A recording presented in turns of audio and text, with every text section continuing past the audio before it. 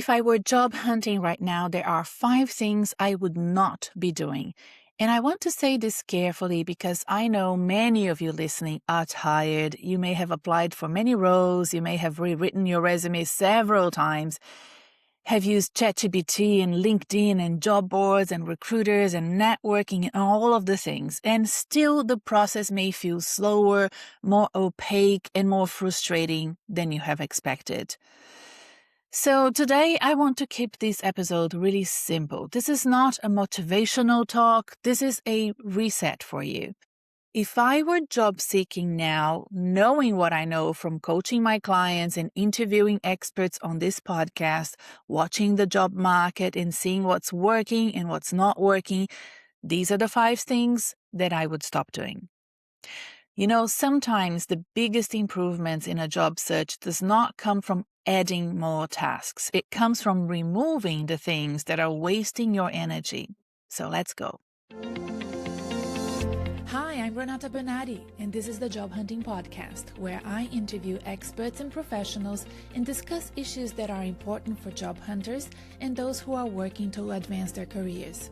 So make sure that you subscribe and follow, and let's dive right in.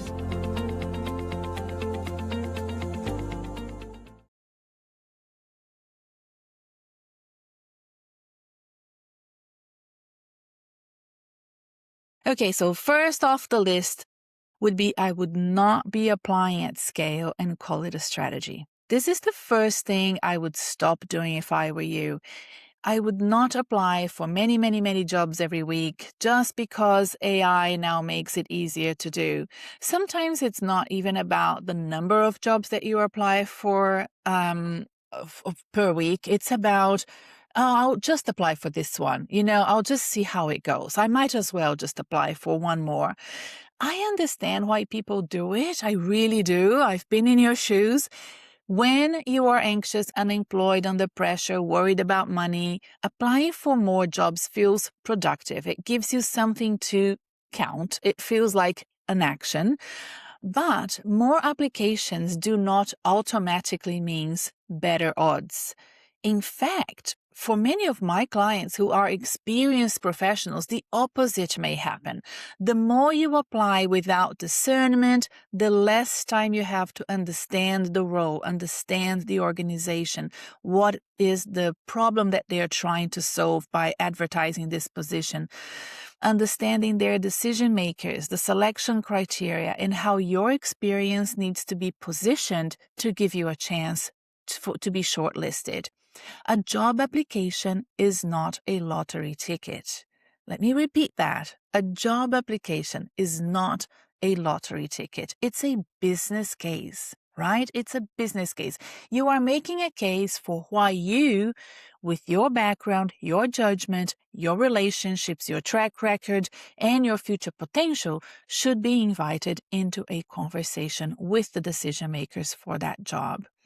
That takes thought. That takes time. So if I were job hunting today, I would be asking better questions before applying.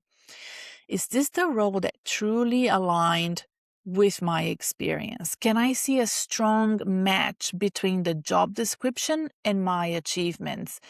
And yes, this means you will have to wait until those roles come about. It will make you feel like, oh my God, I'm not moving forward as fast as I can. Again, it's that concept of the number of applications feeling like a productive time of your job search time. I don't believe that will help you. Do I understand, what the problem in this organization is? That sort of thinking about what it is that they're trying to solve. What is it that they're trying to figure out by having this new person join the organization, advertising this role now that whoever has left the position.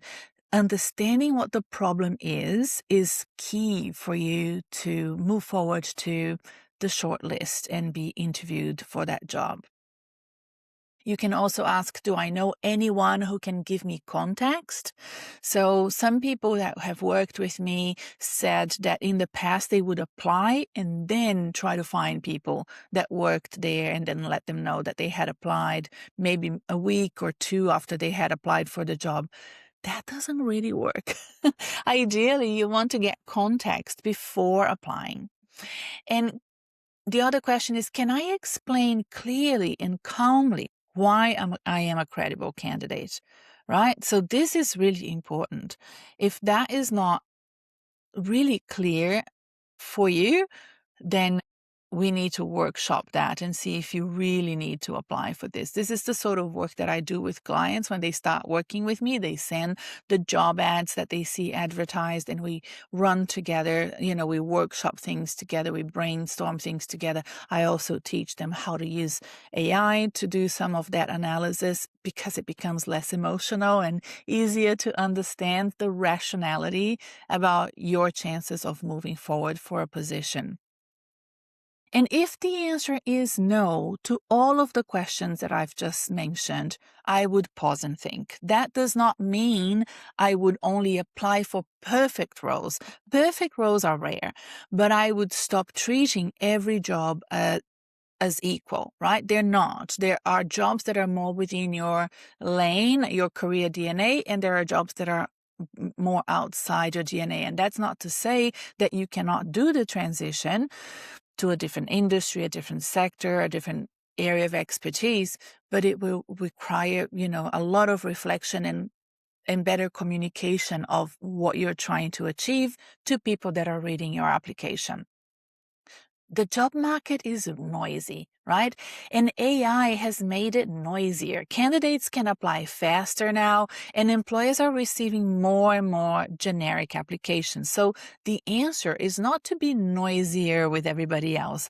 The answer is to be sharper, right? All right. So now let's move to the second thing I would not be doing, and that is really important. I've just mentioned AI, and I would say that the second thing that you should not be doing is letting AI remove your voice. I would not do this at all. That entire job search handed over to AI is a terrible idea. Now, you know that I use AI. I teach clients how to use it. I think it can be incredibly helpful. But AI should support your thinking. It should not replace your thinking. This is one of the biggest mistakes I see job seekers make right now. Their resume is polished, but it sounds like everyone else's resume. Their cover letter is grammatically perfect, but there's no imprint there from them. There's no point of view. Their LinkedIn profile has all the right words, but no personality, no story, no evidence of their personal judgment. Even their thought leadership sounds generic. And then they get to the interview and they cannot speak naturally about the material that supposedly represents them because it doesn't. And that is a problem. So in 2026 and beyond, employers are not impressed simply because your documents are well written. Everybody else's documents are well written. Everyone can produce now well-written documents. What employers are looking for is evidence that you understand the work, evidence that you can solve problems, evidence that you can communicate with stakeholders, with them, with the employer, evidence that you can use technology without hiding behind it. Talking about AI with that confidence is also really important. So yes, I would use AI to help you tailor your resumes. I would use it to identify gaps, do SWOT analysis. I would use it to prepare for interviews. I would use it to research companies, compare jobs descriptions, and practice your responses.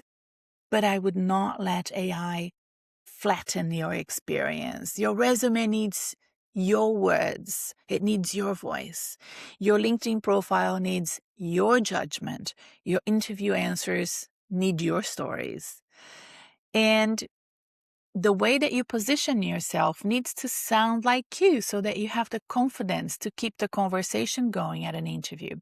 So AI can help you become more prepared. It should not make you sound less human, right? So that's really, really important. Now, the third thing I would not do is I would not wait until I needed a job to build visibility. Last night, I received a great email from somebody that touched base with me a few months ago and said he wanted to work with me.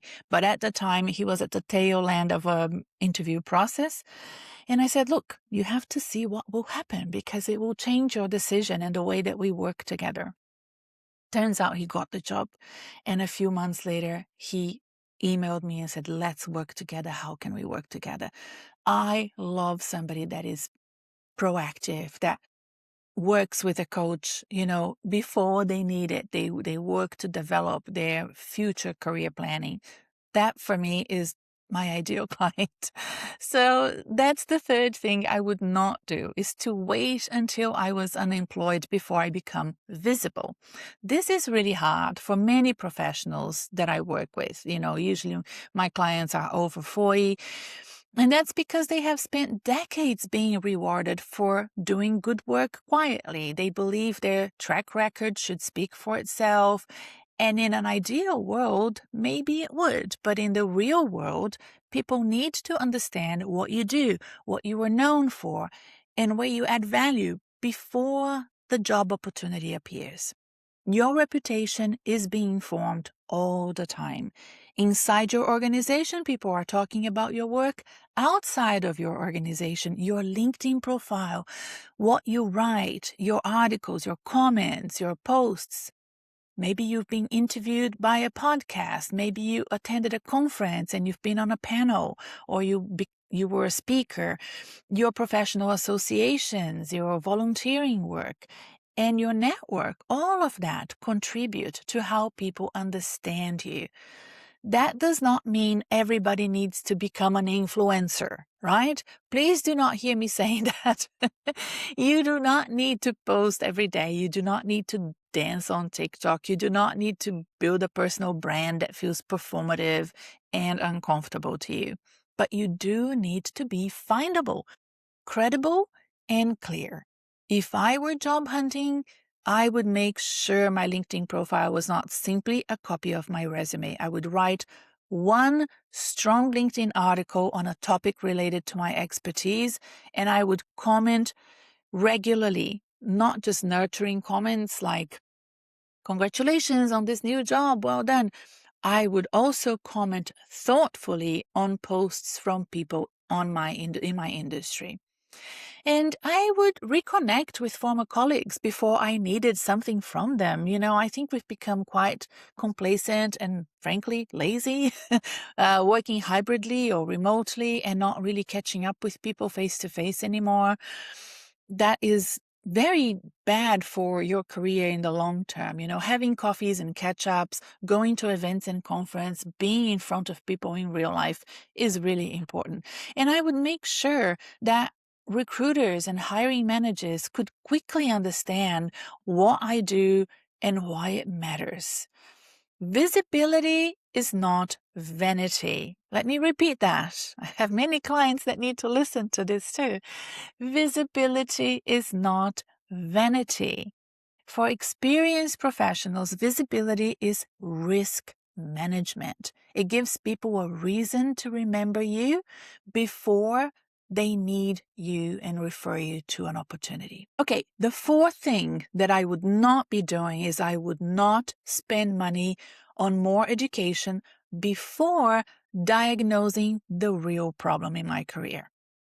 So the fourth thing is not to rush into expensive education because my job search feels stuck, because I feel stuck, because I don't know what to do. This is very common. It's putting the wagon before the horse. Is that how you say it? So it's very common. Someone has been looking for work for a few months. They are not getting interviews. Their confidence drops. And then they start thinking, maybe I need another degree. Maybe what I need is an MBA or an executive leadership program. Maybe I need a certification. Maybe I need to retrain completely. You see, sometimes education is the answer. Yes, I teach at Monash University, so I know. I've been in higher education for a long time. I'm a fellow at the University of Melbourne, again, helping them with executive education. But let me tell you, often it is not the first answer. Before you invest time and money, you have to ask yourself, what problem am I trying to solve? Am I trying to close a genuine skill gap? Am I trying to signal that I am current? Am I crystallizing something that I already have in my repertoire, but I don't have the certification for it? Am I trying to build confidence? Am I trying to change industries? Am I trying to compensate for age bias? Am I trying to differentiate myself from other candidates? That can also be the thing. Or am I trying to procrastinate and just delay that job search for a little bit longer because I don't feel confident enough to move forward or brave enough to move forward? So each of these problems may require a different solution. If the issue is differentiation, you may not need a degree. You may need a stronger LinkedIn profile, probably working with a coach, or a better resume, a clear career story, a visible piece of thought leadership like that article that I mentioned before. If the issue is currency, you may not need a 2-year program. Maybe what you need is a short AI course, a practical project that you do, or evidence that you understand how your industry is changing. Sometimes all you need to do is just read daily the news about your industry and have that discipline of being in touch with what's happening around the world in your industry, sector, country, the business news. If the issue is confidence, another qualification may not fix it. You may need interview practice. You may need better language to explain the value of your experience. I have seen many clients get better results from a simple, focused piece of positioning than from months of extra study. If I were job hunting now, I would be very careful before overcapitalizing on my career while unemployed. So I want you to really think about that. I would choose small strategic signals first, maybe a free course, an important article, a portfolio example, a board paper, a case study, a strong career story, all of those things that I usually help clients develop as part of their coaching program with me. The goal is not to collect credentials. The goal is to reduce doubt in the mind of the employer, right? And to make you sort of more aware of the repertoire of experiences and metrics and scale and scope that you bring into another role. So I think sometimes because we're doing our jobs day to day, we normalize our achievements, we normalize our expertise, and we don't see them as special. So that is really important. That self-reflection and identification of what you have already created and developed is really important and part of, a good coaching program. Okay, let's go to the fifth and final thing that I would not do. I would not ignore the data from my own job search. This is so important, and very few people do this. I would not treat rejection as a random thing. Of course, some rejection is random. Okay, sometimes there is an internal candidate. Sometimes the role is withdrawn.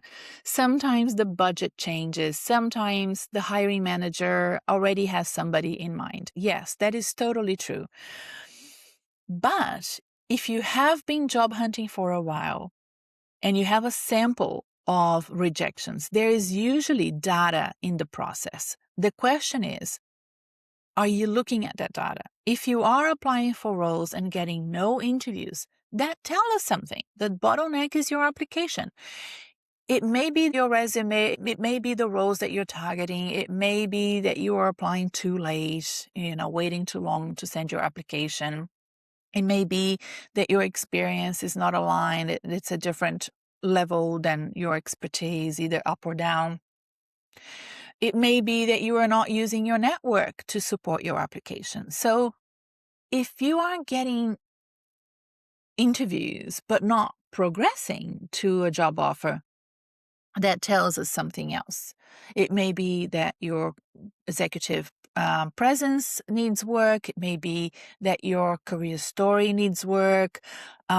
It could be the way that you're explaining your transition.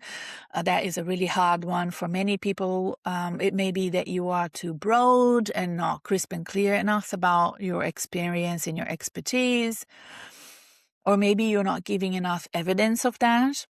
It may be that you are answering the questions but not building trust. Sometimes even the tone of, and the way that you present yourself, I mentioned executive presence before, that doesn't build trust and rapport, right? So if you are getting to the very final interview but not receiving offers, that is, even another pattern, okay?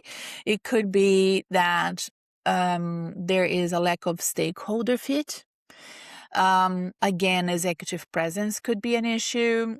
It may be the salary range that you have requested. It may be the references. The references, at that tail end are really important. It may be that you're not closing the conversation strongly enough. So this is where job hunting becomes less emotional and more strategic. And I often tell clients, we are not trying to remove all of the uncertainties. That is impossible, but we are trying to remove, we are trying to improve the odds, right? So instead of saying nothing is working, I would ask, where exactly is it breaking down? Am I not getting interviews? Am I progressing to final interviews and not being offered the role? Am I receiving useful feedback?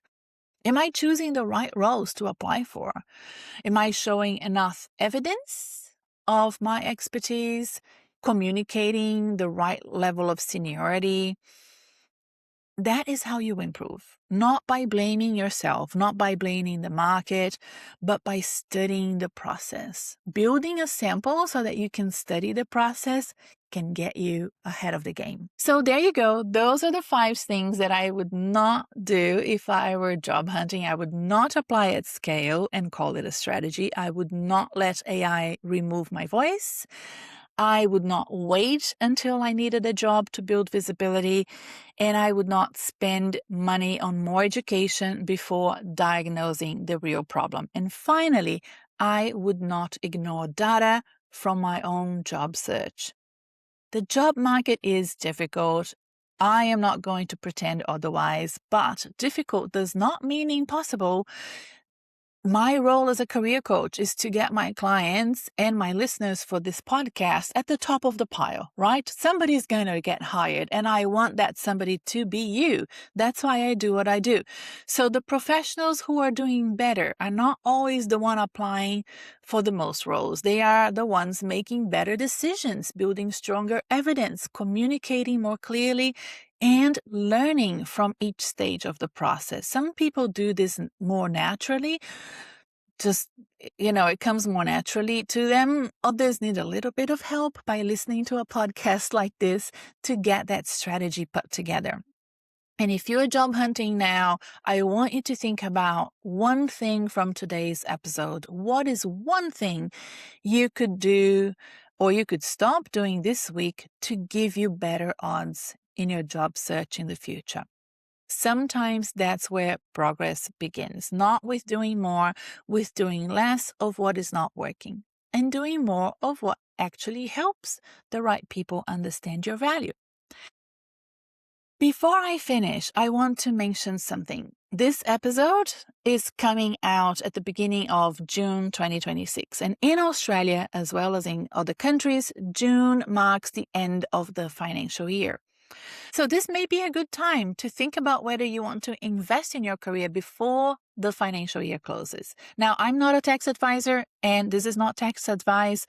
Everyone's situation is different. And look, depending on where you live, the type of work you do, and how career coaching relates to your current role and income earning activities, Some professional development expenses may be tax deductible. Please check with your accountant, tax advisor, or relevant tax authority before making any decisions on that basis. I need to add this disclaimer there.